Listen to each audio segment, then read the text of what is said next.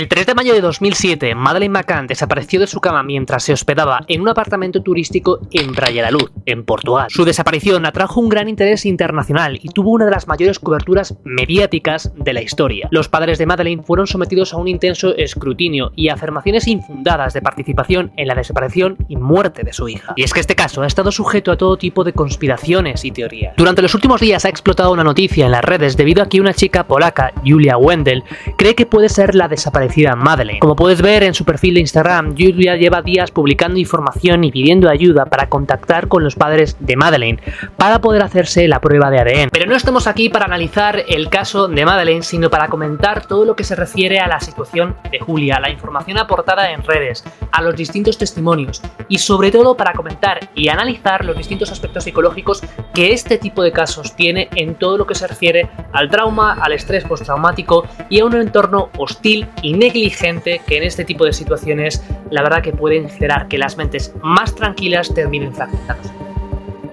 La noche del 3 de mayo de 2007, los McCann salieron a cenar y dejaron a sus hijos durmiendo en el apartamento de Praia da Luz. Sus padres hicieron turnos cada 20 y 30 minutos para ver a sus hijos hasta que a las 8:30 de la tarde, la madre de Madeleine descubrió que su hija había desaparecido. La desaparición de Madeleine recibió una cobertura mediática sin precedentes y durante el año 2007 este caso se hizo mundialmente conocido.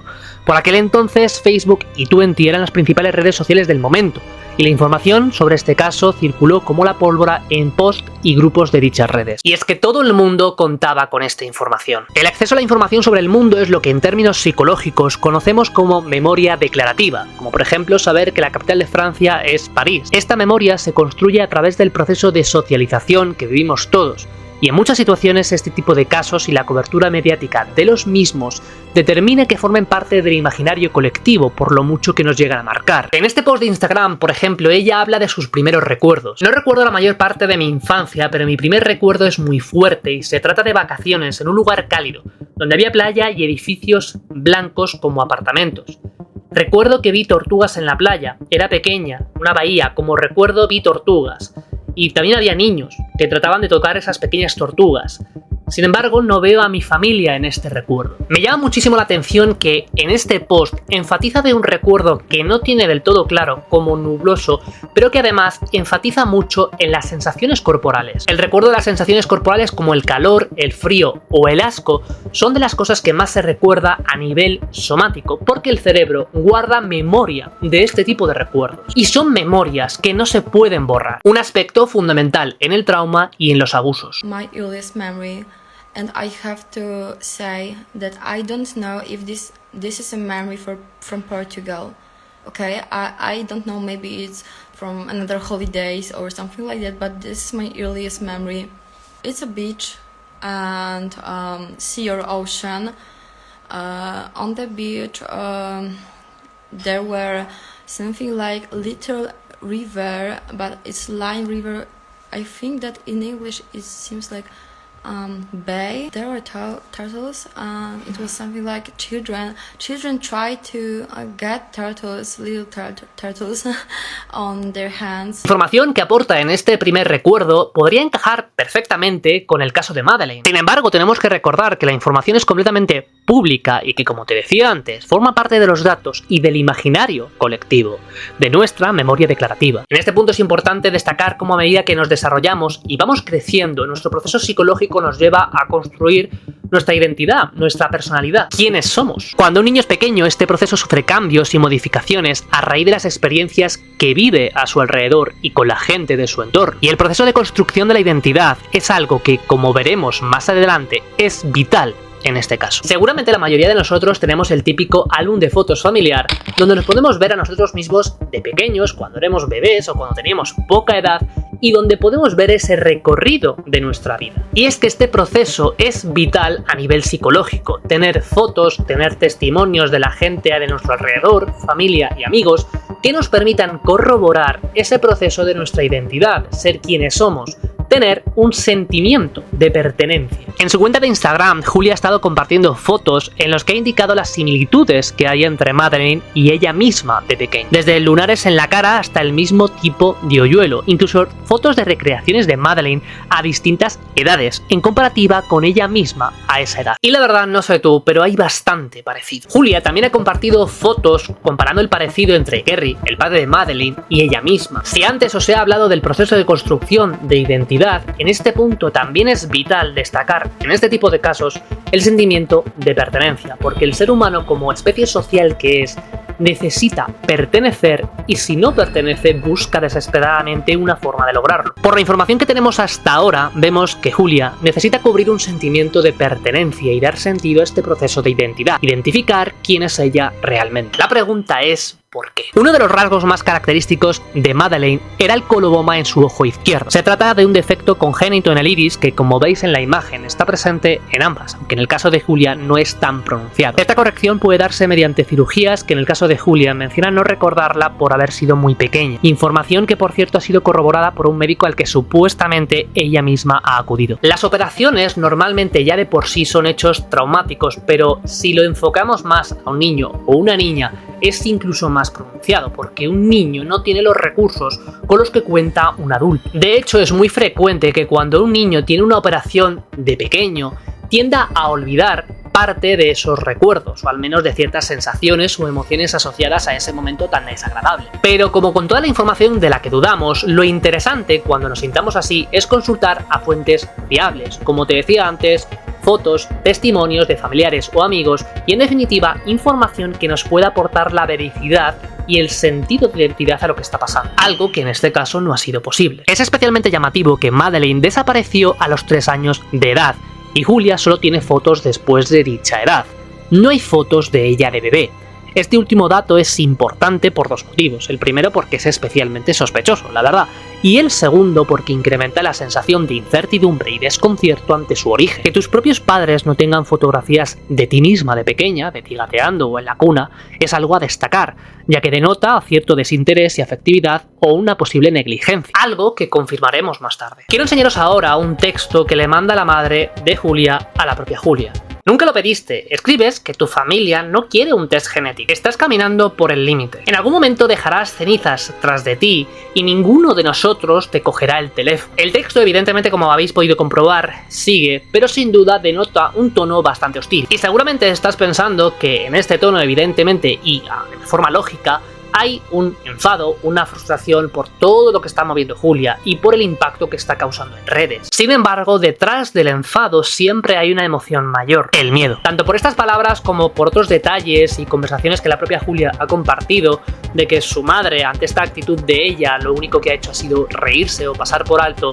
Sin duda, denota que los padres de una forma u otra experimentan cierto miedo. Otro de los detalles, de hecho, es que le ha pedido a sus padres acceder a la cartilla de nacimiento y no han accedido. La madre de Julia ha confirmado que esa información no fue algo que recopiló y que no le dio importancia. Estamos una vez más ante un gesto por parte de su propia familia de no aportar información coherente y firme, que dé esa sensación de seguridad ante una persona que quizás necesita eso. Y ahora, eso sí, vayamos con su diagnóstico. En su perfil de Instagram, Julia comenta lo siguiente: permíteme comentar que no recuerdo nada prácticamente de mi infancia, incluyendo la tardía, que esto es algo alrededor entre los 8 y 12 años. Tengo amnesia postraumática. Fui víctima de un pedo alemán. En general, nunca en mi vida había pensado que mis padres no fueran ellos, pero tengo consecuencias por el trauma que sufrí. A finales de 2018 ingresé en un hospital psiquiátrico para niños y adolescentes, y fue ahí cuando comencé la terapia.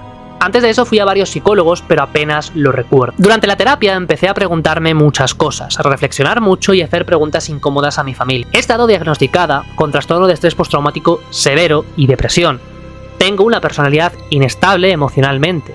Recientemente he ido a una psicotraumatóloga experta en trauma y me ha diagnosticado con trastorno de estrés postraumático complejo. En general, el tema de mis abusos es un tema evitado por toda mi familia. Evitan hablar de ello. En este texto, Julia comenta que el supuesto pedo alemán era un hombre llamado Ney. Un nombre idéntico al que se relacionó con la desaparición de Madeleine. Este hombre, según comenta Julia, está casado con su abuela, la madre de su madre, y es su segundo marido. Ambos viven en Polonia y parte de la familia mantiene el contacto con ellos y parte de la familia no. La presencia de amnesia disociativa es uno de los síntomas más característicos del trauma. La persona, como es el caso de Julia, es incapaz de recopilar información personal importante sobre su propia vida y acceder a ella, especialmente en los primeros años de edad. Algo que llama mucho la atención es que su falta de recuerdos es incluso hasta la infancia más tardía, un periodo que alcanza hasta los 12 años. Y el hecho de que no se consolide la memoria hasta esa edad suele ser un tema que siempre o casi siempre está relacionada con periodos de un estrés muy intenso o, como es este caso, casos de situaciones de maltrato y abusos. Además, su amnesia disociativa va más allá de recopilar información de épocas concretas, sino que también está asociado a recopilar y acceder a estados de ánimo. Este dato es un ejemplo muy concreto del hecho de que no recuerde nada de las terapias anteriores que ha intentado. Y este punto me hace sospechar de emociones muy intensas a nivel emocional, como el miedo, la rabia o la culpa, incluso la vergüenza, presentes en el trauma por este tipo de casos, que lógicamente están disociadas por ser muy intensas y muy desagradables. En consulta hay pacientes que necesitan saber desesperadamente qué pasó con sus vidas, como es el caso de Julia. En este caso, tanto los eventos traumáticos como las evidencias de disfuncionalidad de su familia nada ayudan. Y en este punto me estoy refiriendo al hecho de que parte de su familia no haya roto por completo con el abusador, un gesto que ayuda a las víctimas a reforzar su sentimiento de pertenencia. Cuando en una familia existe esta distorsión entre que algunos miembros mantienen contacto con la figura del pedo y otros no, este hecho genera una completa distorsión para la salud mental de la víctima, algo que en muchos casos lleva a estas personas a sufrir una constante revictimización, ya que es bastante probable que haya personas que estén negando dichos abusos. Otro punto es la reacción de la abuela cuando se confronta con ella. Ella es una mujer muy egoísta y muy centrada en el dinero del pedo. Empecé a hablar con ella hoy por primera vez tras mucho tiempo. Toda la conversación fue tranquila, sin emociones de ningún tipo, y hablaba como si tuviera una fórmula aprendida de qué decir. Si os fijáis, para empezar ni la llama abuela, algo que denota cómo son los lazos familiares en esta familia y el distanciamiento afectivo que hay entre ellos. Hay un detalle en este caso y de muchos otros cuando se trata de este tipo de situaciones de abuso, que es el secreto familiar. Este secreto que nos habla de una información generalmente compartida por muchos miembros de la familia, pero que se oculta a la sociedad y que se evita, por supuesto, compartir, que generalmente está asociado a el qué dirán o al sentimiento de vergüenza social, que es especialmente destacable en países como Polonia por el tipo de cultura que tienen, o por supuesto, por ejemplo en España, hace 50 o 60 años. Y comento esto porque hay muchas familias que conocen este tipo de datos y no lo comparten por ese qué dirán. El trastorno de estrés postraumático complejo que presenta Julia se usa para describir a los supervivientes de traumas prolongados y repetidos, y en casos en los que la víctima está sometida al control del abusador, algo que siempre ha estado presente en la familia de Julia. En la manera que tiene de comunicarse en los directos hay algunos gestos y expresiones que permiten ver otro tipo de síntomas de los que ella no ha hablado. La confusión y alteración de la identidad es algo característico ante fenómenos de trauma complejo, y en el caso de Julia es algo que se refleja en las dudas ante su discurso. Las primeras pruebas biométricas parecen confirmar que Julia no sería Madeleine. Sin embargo, es importante destacar que esta prueba fue comparar fotografías de Julia con las fotos correspondientes a la edad que tendría Madeleine ahora mismo. No se entiende el por qué no se intenta una prueba de ADN que lo corrobore definitivamente. Además, la Policía Metropolitana de Londres tampoco cree en la supuesta identidad de Julia. Y que dos principales fuentes de información y poder no confirmen e incluso desmientan tu información, sin duda es, en este caso, un hecho difícil para la propia persona, porque se trata de la lucha de una ciudadana contra dos gigantes. Seguramente te has preguntado, mientras ves este vídeo, qué se puede hacer con personas que están viviendo estas situaciones a nivel psicológico o, por supuesto, incluso a nivel social, cómo apoyarlas. Casos en los que la persona está tan completamente rota. Quiero dejar claro que este tipo de casos pueden ser realmente complejos y que, por supuesto, requieren un tratamiento individualizado y, por supuesto, con un profesional. Pero si tuviera que destacar 3 puntos a nivel intervención con este tipo de personas serían los siguientes. En primer lugar, abordar la fragmentación de la personalidad y la estabilidad mental de este caso. La reestructuración de la fragmentación como consecuencia del trauma va a ser siempre un objetivo fundamental de este tipo de terapia. Y para esto, un segundo punto importante es la estabilización de esta persona, porque la persona necesita un ambiente seguro y calmado desde el que poder trabajar y vivir.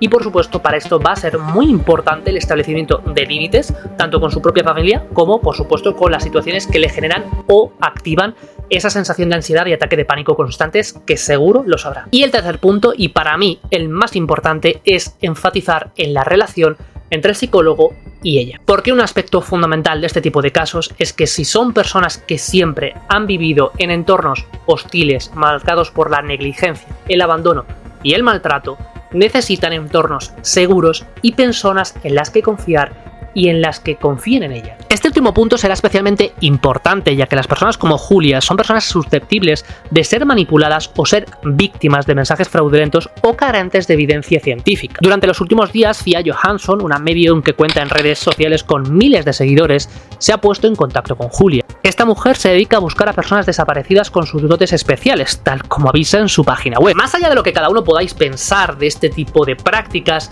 hay una frase que ha compartido esta mujer que la verdad estoy bastante de acuerdo. Para todos los interesados en la búsqueda de respuestas de Julia, comprendan que estamos en medio de una investigación. Esta es una mujer vulnerable que busca respuestas sobre su identidad y su vida, ha señalado la medium. Porque el estado de salud mental de Julia, tal y como hemos visto en este vídeo, es el de una mujer con una identidad completamente fragmentada que busca desesperadamente dar un sentido a su vida. De hecho, parte de la confusión mental que tiene se ha visto en varios vídeos con esta supuesta medium, en la que expresa una dualidad tremenda, la de querer y rechazar a su propia familia. En este caso existe la posibilidad de que una persona como Julia, que ha vivido en un ambiente tan hostil, tan marcado por la negligencia y el maltrato, busque desesperadamente cubrir ese sentimiento y sentido de identidad, de una forma muy concreta, que es buscar respuestas a si ella es o no realmente Madeleine. Una forma de lograr pertenecer a un ambiente distinto en el que te has criado. En línea con lo anterior, la otra posibilidad, en el caso de que no sea Madeleine, es que los intentos por ser alguien distinto a quien es sea una estrategia disociativa como forma de no afrontar la dura realidad. Que quien te tiene que proteger o te tendría que haber protegido es tu propia familia, la misma que te ha maltratado y la misma que ha permitido esos abusos. Espero que este vídeo te haya gustado y sobre todo que te guste la idea del canal. Estaré pendiente un poco de la información que se comparte estos días para iros actualizando sobre este caso, pero por supuesto si queréis que analice o investigue sobre otro tipo de casos, dejadlo en los comentarios y si has llegado hasta aquí, muchísimas gracias por el apoyo, te invito enormemente a suscribirte y por supuesto que nos veamos en los siguientes vídeos. Un abrazo y hasta la próxima. Hasta luego.